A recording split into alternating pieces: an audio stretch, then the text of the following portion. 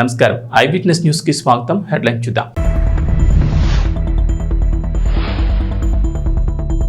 రేవంత్ రెడ్డి సర్కార్ మరో సంచలన నిర్ణయం. 51 గ్రామాలు మున్సిపాలిటీలో విలీనం. సర్కార్ గెజిట్ నోటిఫికేషన్ జారీ.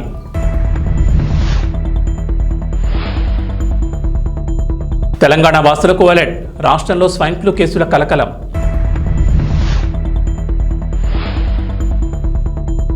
ఏపీలో వరద బాధితులకు ప్రభుత్వ సాయం. నిత్యావసరాల పంపిణీకి చంద్రబాబు ఆదేశం. చనిపోయిన వ్యక్తుల కుటుంబాలకు 5 లక్షల ఎక్స్గ్రేషియా.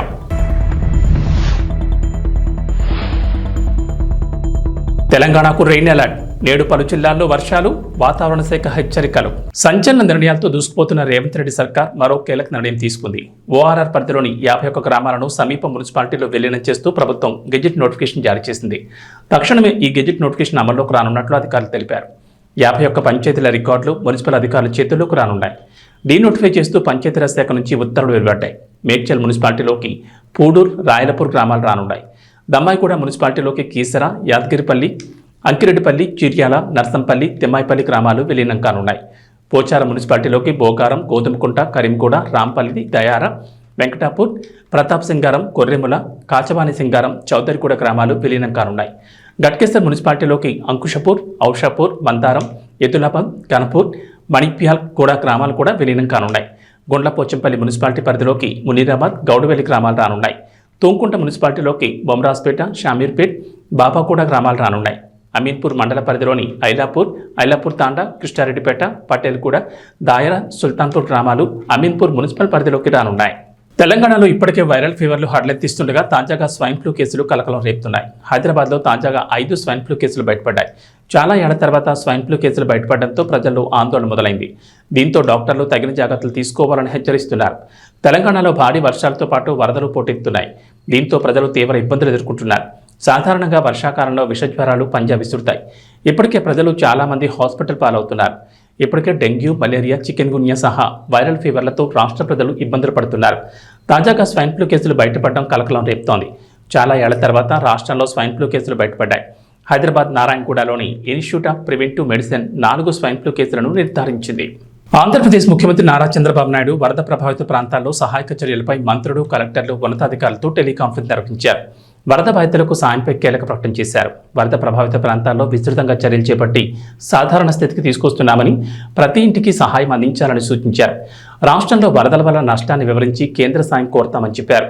ఈ వరదల్లో చనిపోయిన వారిని గుర్తించి మృతదేహాలను వారి కుటుంబాల వారికి అప్పగించాలని, ఒకవేళ ఎవరూ ముందుకు రాకపోతే ప్రభుత్వం తరపున అంత్యక్రియలు నిర్వహించాలని సూచించారు. వరదలు, వర్షాలతో చనిపోయిన వారి కుటుంబాలకు 5 లక్షల పరిహారాన్ని ప్రభుత్వం తరపున అందిస్తుందన్నారు.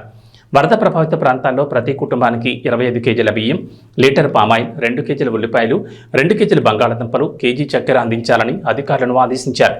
మొబైల్ రైతు బజార్లు ఏర్పాటు చేసి బ్లాక్ మార్కెటింగ్ లేకుండా అతి తక్కువ ధరకు కూరగాయలు విక్రయించేలా చర్యలు చేపట్టాలన్నారు.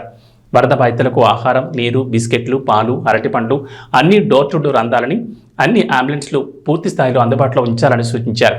వరద ప్రభావిత ప్రాంతాల్లో విద్యుత్ పునరుద్ధరణ వేగవంతం చేయాలని, శానిటేషన్ పనులు వేగవంతం చేయాలన్నారు. ప్రతి ఇంటిని శుభ్రం చేసే సమయంలో ఇంటికి సంబంధించిన వారిని భాగస్వాములు చేయాలని సూచించారు. ఏ తుఫాను కూడా ఎప్పుడొస్తుందో ఇంకా ఎవరు ఫిక్స్ చేయాల. తుఫాను అనేది మీరు గుర్తుపెట్టుకోవాల్సింది, సముద్రంలో ప్రారంభమైనప్పటి నుంచి అలర్ట్ చేస్తూ ఉంటారు. ఆ తుఫాను డైరెక్షన్ మారుతూ వస్తుంది, అటు పోతుంది, ఇటు పోతుంది, ఫైనల్గా ఒక డైరెక్షన్కి వచ్చి ల్యాండ్ మీద క్రాస్ అవుతుంది. ఇప్పటికీ ఇంకా ఫార్మేషన్లో ఉంది. రేపు ఎల్లుండి మనకు ఒక ఐడియా వస్తుంది. ప్రస్తుతానికైతే మనకు రాదని అంటున్నారు, కానీ ఆ డైరెక్షన్ ఏ విధంగా చేంజ్ అవుతుందో వీ కెనాట్ ప్రిడిక్ట్. అది వచ్చినప్పుడు ఎప్పటికప్పుడు మీకు అలర్ట్ ఇస్తాం. అన్నింటికంటే ఈరోజు కృష్ణా రివర్లో కూడా వాటర్ బాగా తగ్గింది. 6.67కు వచ్చేసింది. ఇంకా రేపు ఎల్లుండికి ఇది <5 కూడా వస్తుంది. ఇంకా తగ్గే అవకాశం ఉంది. నిన్న ఈ సమయానికి చూస్తే, ఇంకా ముందు చూస్తే 11.43 లక్షల క్యూసిక్స్ ఆఫ్ వాటర్ వచ్చేది. ఈరోజు దగ్గర 6.5 పడిపోయింది, సగానికి పడిపోయింది. రేపటికి ఇంకా తగ్గే అవకాశం వస్తుంది. అది వస్తాను ఏం చేయాలో మనం అనలైజ్ చేస్తాం. మీరు చెప్పిన సమస్యకి ఇప్పుడు చాలా రిలీఫ్ వచ్చింది. ఇంకంత ప్రమాదం వస్తుందని అనుకోవడం లేదు. No, we will give report tomorrow. we are discussing with our people. We will prepare a report. We will send it to central government for assistance. ఎన్ని ఇండ్లు మునిగిపోయినాయని కాదు, చాలా ఇండ్లు దెబ్బతిన్నాయి. సబ్మర్జెన్స్ వచ్చింది, మళ్ళా నీళ్లు వెళ్ళిపోయినప్పుడు వచ్చేస్తూ ఉంటుంది. ఇండ్లలో చాలా వరకు ఇబ్బంది కలిగింది. ఇంట్లో ఉండే వస్తువులన్నీ దెబ్బతిన్నాయి, వెహికల్స్ దెబ్బతిన్నాయి. అవన్నీ అనలైజ్ చేస్తున్నాం. ఎన్యూమరేషన్ లో అన్ని వస్తాయి మనకు. అందుకే దానికి కూడా ఏం చెప్పామంటే క్యాటిల్ ఏవైతే చనిపోయినాయో అవన్నీ కూడా ఎక్కడికక్కడ డిస్పోజ్ చేయాలి. వెటనరీ డిపార్ట్మెంట్ లో కొన్ని ప్రొసీజర్స్ ఉన్నాయి. అవంతా కూడా ఈ సాల్ట్ అవన్నీ వేసి అక్కడనే బరీ చేయాలని దగ్గరలోనే అది కూడా ఒకసారి పెట్టాం. రేపు ప్రొక్లైన్స్ పెట్టి అవన్నీ బరీ చేస్తారు. ఓకే, అదే మరి ఫాడర్ కూడా పశువులకి అది కూడా ఉంది. దాన్ని కూడా నేను ఈరోజు మా నోటీస్ రాలేదు, ఉన్నాయి కానీ అంత విజిబుల్ గా రాలేదు. Will focus on that. రేపు వెళ్ళడం కూడా ఫోకస్ చేస్తాం. అదే మరి వరదల్లో ఒక విద్యుత్ ఆపడానికి వెళ్ళినటువంటి ఒక లైన్ మ్యాన్ పవర్ షాక్ వచ్చి చనిపోయాడు మొన్నే. అతనికి డిపార్ట్మెంట్ 20 లక్షలు ఇస్తుంది. గవర్నమెంట్ కూడా ఒక 10 లక్షలు ఇచ్చి 30 లక్షలుగా ఇచ్చి ఆయనకు న్యాయం చేస్తాం. ఇంకో పక్క గోదావరి లెవెల్ కూడా కొద్దిగా 41కి వచ్చింది. దాన్ని కూడా మానిటర్ చేస్తున్నాం ఎప్పటికప్పుడు. అందుకే బుడమేరుని సెట్ చేస్తున్నాం. ఇంకా ఆ పరిస్థితి రాకూడదు. ఏమేమి ప్రికాషన్ తీసుకోవాలో అన్ని ప్రికాషన్స్ ఆన్ వార్ ఫుటింగ్ తీసుకుంటున్నాం. గేట్లు మూసేస్తేనే సమస్య పరిష్కారం అవుతుందని కాదు. ఆ సైడు ఈ సైడు దాని మీద ఆ బ్రీచ్ ఉంది. ముందు ఆ బ్రీచ్ క్లోజ్ కావాలి. అది వైఎస్ఆర్ కాంగ్రెస్ పార్టీలో ఆ బ్రీచ్ పడింది. ఇప్పుడు కూడా బుకాయిస్తున్నారు. బుకాయింపులొద్దు. నేను వచ్చి 80 రోజులైంది. 80 రోజుల్లో మా వాళ్ళు దాన్ని డయాగ్నోస్ చేయలేకపోయారు. రెండోది అన్ఎక్స్పెక్టెడ్ గా హెవీ రెయిన్స్ వచ్చాయి. మీ మానవ ఫెయిల్యూర్. రెండో పక్కన ఇది ఇప్పుడు మాట్లాడుతున్నారు ఏదో మా మీద నెడుతుందని. ఎవరి మీద నెట్టక్కర్లా. మీరు చేసినటువంటి నిర్వాహకం ఈరోజు రాష్ట్రాన్ని వెంటాడుతూ ఉంది. ప్రజలకు అన్ని ఇబ్బందులు వచ్చాయి. ఇది ఒకటే కాదు, అడుగడుగున అడ్మినిస్ట్రేషన్ మొత్తం ఫెయిల్ అయింది. ఒక మాట చెప్పాలంటే ఒక వెంటిలేటర్ పైన పెట్టే పరిస్థితికి వచ్చారు ఈ రాష్ట్రాన్ని. అందుకని ఒక పక్క ఆర్థిక ఇబ్బందులు, ఒక పక్క అడ్మినిస్ట్రేషన్ డిఫంక్ట్ కావడం, డిపార్ట్మెంట్స్ అన్ని పనిచేయకుండా పోవడం, ఇంకొక పక్క తప్పుడు పనులు చేయడం, ఇంకొక పక్కన మీరు చూస్తే ఎక్కడికక్కడ బురజల్లే కార్యక్రమం చేయడం, ఇలాంటివన్నీ చేసే పరిస్థితికి వస్తున్నారు. ఇవన్నీ ఎక్కడ క్షమించే పరిస్థితి ఉండదు. ప్రజల్లో కూడా చైతన్యం తీసుకొస్తాం. ఒకటే గుర్తుపెట్టుకోండి, రాజకీయ పార్టీకి ఉండవలసిన లక్షణాలు ఒక్క లక్షణం కూడా ఈ పార్టీకి లేదు. నేను చాలా పార్టీలు చూశాను 45 సంవత్సరాల్లో. ఏ పార్టీ ఇలాంటి పార్టీ ఉండదు. ఒక రౌడీలను పెట్టుకొని గూండాలను పెట్టుకొని రాజకీయ పార్టీ నడపాలి, నేరాలు ఘోరాలు చేయాలంటే కుదరదు. ఆ విషయం గుర్తుపెట్టుకోండి. నేను నిన్న ఈరోజు ఎప్పుడు చూస్తున్నాను, ఇంకా బుకాయిస్తున్నారు. బుకాయింపులు మానండి, వాస్తవాలకు రండి. Thank you. ఏపీ హైకోర్టులో వైఎస్ఆర్సీపీ నేతలకు ఎదురుదెబ్బ తగిలింది. ముందస్తు బెయిల్ కోర్టుతో దాఖలు చేసిన పిటిషన్ను కోర్టు కొట్టివేసింది. చంద్రబాబు ఇంటి మీద దాడి కేసులో మాజీ మంత్రి జోగి రమేష్, అలాగే టీడీపీ కార్యాలయంపై దాడి కేసులో లేళ్ల అప్పిరెడ్డి, తలసిల రఘురాం, నందిగం సురేష్, దేవినేని అవినాష్ సహా ఇతర వైఎస్ఆర్సీపీ నేతల పిటిషన్ తిరస్కరించింది. అయితే బెయిల్ తిరస్కరించిన తర్వాత వైఎస్ఆర్సీపీ తరపున లాయర్లు కోర్టుకు చిన్న రిక్వెస్ట్ చేశారు. బెయిల్ తిరస్కరించబడిన వారిపై 2 వారాలు ఎలాంటి చర్యలు తీసుకోకుండా ఆదేశాలు ఇవ్వాలని కోరారు. సుప్రీంకోర్టులో బెయిల్ కోసం అప్పీల్ చేసుకునేందుకు అవకాశం ఇవ్వమని అడిగారు. అయితే దీనిపై విచారణ చేపట్టే అంశాన్ని మధ్యాహ్నం పరిశీలిస్తామని చెప్పింది హైకోర్టు. మంగళగిరిలోని తెలుగుదేశం పార్టీ కార్యాలయంపై దాడి ఘటనలో మంగళగిరి రూరల్ పోలీసులు కేసు నమోదు చేశారు. ఈ కేసులో ముందస్తు బెయిల్ మంజూరు చేయాలని కోరుతూ పలువురు వైఎస్ఆర్సీపీ నేతలు ఏపీ హైకోర్టును ఆశ్రయించారు. విచారణ జరిపిన హైకోర్టు నిందితుల విషయంలో తొందరపాటు చర్యలు తీసుకోవద్దని మధ్యంతర ఉత్తర్వులు ఇచ్చింది. ఆ తర్వాత కోర్టులో వాదనలు జరిగాయి. కొద్ది రోజుల పాటు నిందితులపై ఎలాంటి చర్యలు తీసుకోవద్దని మధ్యంతర ఉత్తర్వుల్ని కోర్టు పొడిగించింది.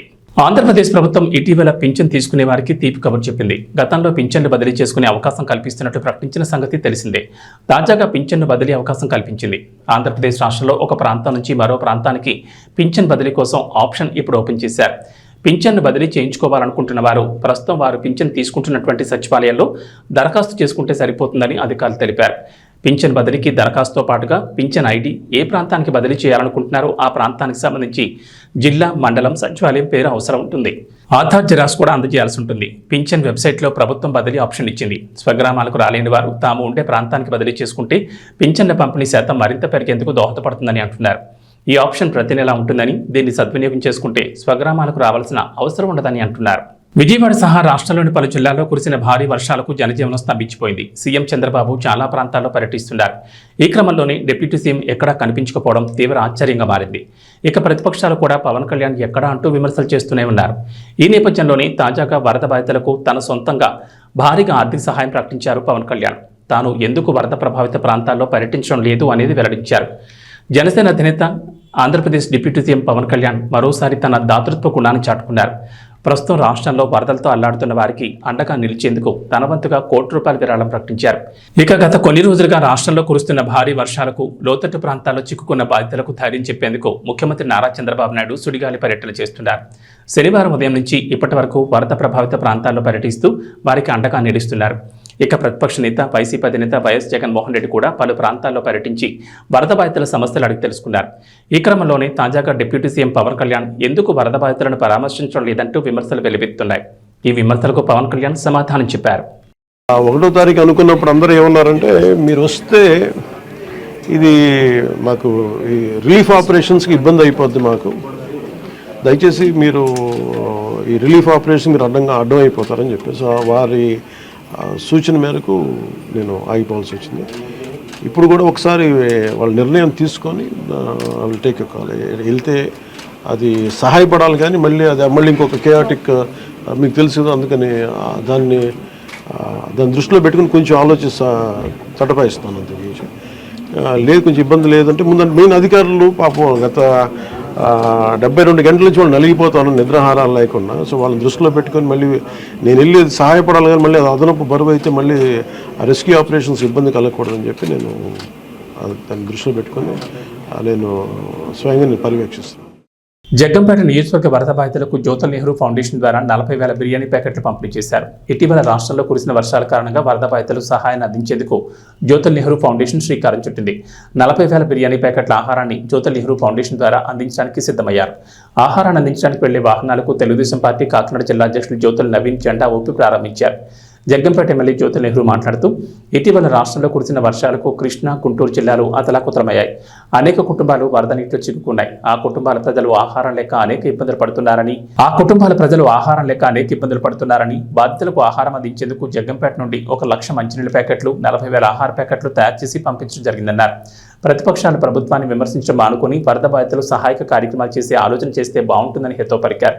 ఈ కార్యక్రమంలో తెలుగుదేశం పార్టీ శ్రేణులు పాల్గొన్నారు. ఆంధ్ర రాష్ట్రంలో ఉభయ తెలుగు రాష్ట్రాల్లోని కూడా అనుకోనటువంటి అతివృష్టి కారణంగా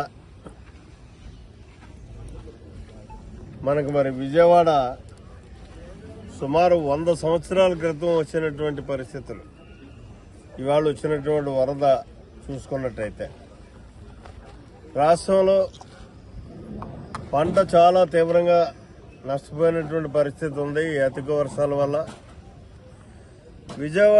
విజయవాడ పరిసర ప్రాంతాలను చూసుకున్నట్టయితే 3 లక్షల మంది సుమారు నిరాశ్రయులయ్యారు ఈ వరద ముంపు వల్ల. అయితే ప్రభుత్వం మనం చూస్తున్నాం, చంద్రబాబు నాయుడు గారు ఈ వరద ప్రారంభమైన దగ్గర నుంచి కూడా నిత్యం బాధితులతోటే మమేకమై వాళ్ళకు మనోధైర్యాన్ని ఇస్తూ ఎక్కడికక్కడ వాళ్ళందరినీ కూడా ప్రభుత్వ యంత్రాంగాన్ని అంతా అలర్ట్ చేసి బాధితులను ఆదుకుంటున్నటువంటి పరిస్థితి ఉంది. అయితే ఆయన ఇచ్చినటువంటి పిలుపు మేరకు మనం ఎప్పుడూ కూడా ఇటువంటి ఏదైతే విపత్కర పరిస్థితులు వస్తుంటాయో అటువంటి బాధితులందరినీ ఆదుకోవడానికి ముందుండేటటువంటి మా యంత్రాంగం కార్యకర్తలు ఇవాళ అదే రకంగా విజయవాడలో తీవ్రంగా నష్టపోయినటువంటి, కనీసం ఆహారం కూడా దొరకనటువంటి పరిస్థితుల్లో ఉన్నటువంటి ఈ పరిస్థితిని గ్రహించి ఇవాళ జ్యోతుల నెహ్రూ ఫౌండేషన్ ద్వారా సుమారు ఒక 40,000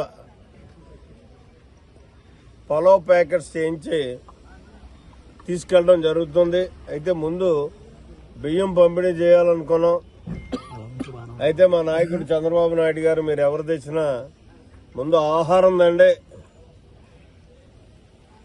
తెచ్చి ఇక్కడ ఆదుకోండి, ప్రజలు ముందు ఆదుకోండి, తర్వాత మనం సెకండరీ వాళ్ళంతా కూడా వాళ్ళ ఇళ్ళకి వెళ్ళి యథాతథ స్థాయిలో ఉన్నప్పుడు మనం ఏం చేద్దామన్నా చేద్దాం ప్రభుత్వ పరంగా కానీ మీ అందరి సహకారంతో కానీ చెప్పిన మేరకు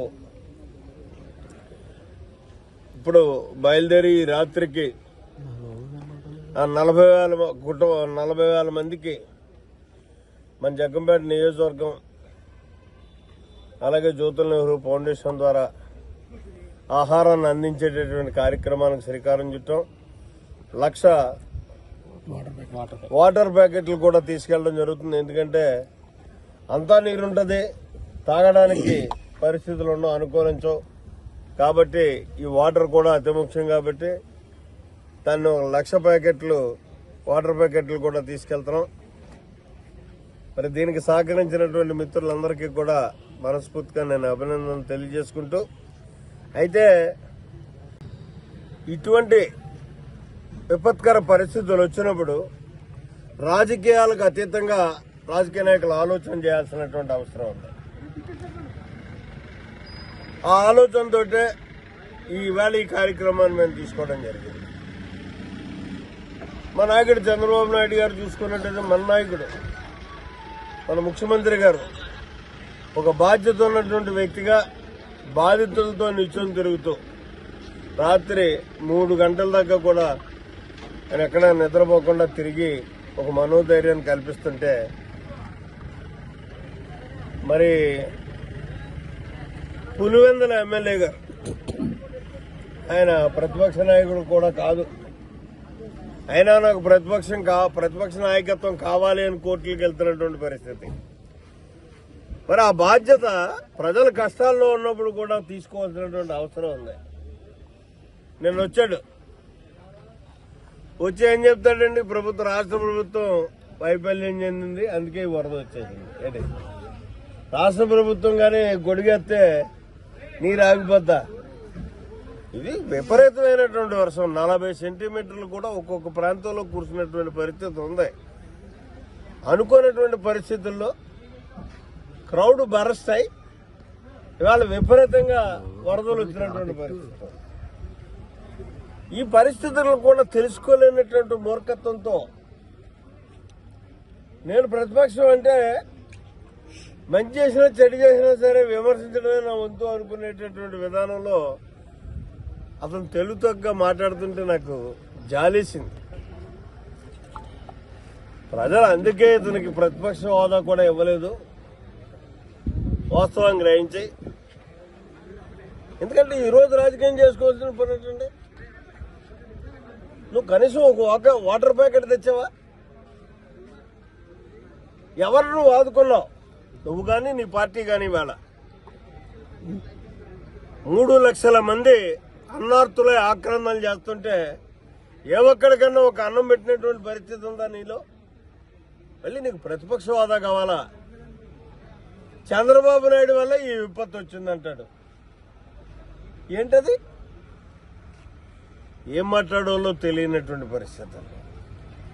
నువ్వు కనీసం ఏమీ ఇవ్వకపోయినా బాధితుల్ని శాంతపరచడానికి ఉపశమనం మాట్లాడాలి. మేమంతా నీ వెనకాల ఉన్నాం, మిమ్మల్ని ఆదుకుంటాం. ప్రతిపక్షంగా అధికార పక్షం కానీ ఎక్కడ ఆదుకోకపోయినా సరే మేము ఫైట్ చేసి పోరాటం చేసి మిమ్మల్ని ఆదుకునేటటువంటి పరిస్థితి కల్పిస్తాం. ప్రస్తుతానికి మేము ఉన్నాము అని చెప్పేసి చెప్పాల్సింది పోయి అక్కడ కూడా రాజకీయం. కానీ ఒకటి మెచ్చుకోవాలి, మన లోతు నీళ్ళలోకి వచ్చాడు. రెడ్ కార్పెట్ ఉంటేనే కానీ నడవనటువంటి మనిషి ఈవేళ జనం కిందకి దింపారు. మన లోతు నీళ్ళలో నడిచాడు 4 అడుగులు. అది కూడా నేనైతే అనుకుంటాను, అది కూడా ఈ జనం దింపారని మాత్రం అనుకోడు. ఏదో నటిస్తున్నాను నటిస్తాడు కాబట్టి నటిస్తున్నాను అనుకుంటాను. కానీ జగన్మోహన్ రెడ్డి ఒక ఎల్డర్గా నీకు నేను సలహా ఇవ్వదలిచాను. ఏపీ తెలంగాణలో గత వారం రోజులుగా కురుస్తున్న వర్షాల కారణంగా వేలాది మంది నిరాశ్రయులయ్యారు. ముఖ్యంగా విజయవాడలోని 40% నివాసాలు వరద నీట మునిగినట్లు వార్తలు వస్తున్నాయి. ఇప్పటికే రాష్ట్ర ప్రభుత్వాలు సహాయక చర్యలు చేపట్టాయి. ముఖ్యమంత్రులు నిరాశ్రయాల వద్దకు, వరద బాధితుల వద్దకు వెళ్లి వారి కష్టాలను తెలుసుకుని సహాయం అందిస్తున్నారు. మరోవైపు స్వచ్ఛంద సంస్థలు, సినిమా హీరోల అభిమాన సంఘాలు గ్రౌండ్లోకి దిగి తమ చేతనైన సాయం చేస్తూ బాధితులను ఆదుకుంటున్నారు. మెల్లమెల్లగా పరిస్థితులు కుదిరిపడుతున్నాయి. ముంపుకు గురైన ఇళ్లు, పంట పొలాలు బయటకొస్తున్నాయి. ఆహారం, ఇతర నిత్యావసరాలను సరఫరా చేస్తున్న స్వచ్ఛంద సంస్థలకు ఇండస్ట్రీకి చెందిన పలువురు స్టార్స్ మద్దతుగా నిలుస్తున్నారు. ఇదే సమయంలో టాలీవుడ్ స్టార్స్ పలువురు భారీ విరాళాలు ప్రకటించారు.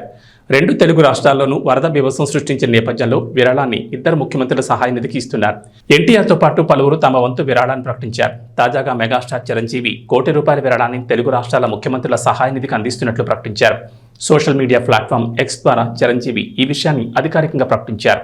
2 తెలుగు రాష్ట్రాలను వర్షాలు అతలాకుతలం చేస్తున్నాయి. గత 4 రోజులుగా కురుస్తున్న వర్షాలతో ఏపీ, తెలంగాణలోని చాలా ప్రాంతాలు జలమయమయ్యాయి. ముఖ్యంగా ఏపీలోని విజయవాడ, తెలంగాణలోని సూర్యాపేట, ఖమ్మం, మహబూబాబాద్ జిల్లాల్లో జనజీవనం స్తంభించిపోయింది.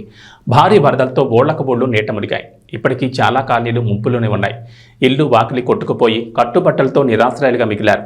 ఇటువంటి సమయంలో వాతావరణ శాఖ మరోసారి హెచ్చరికలు జారీ చేసింది.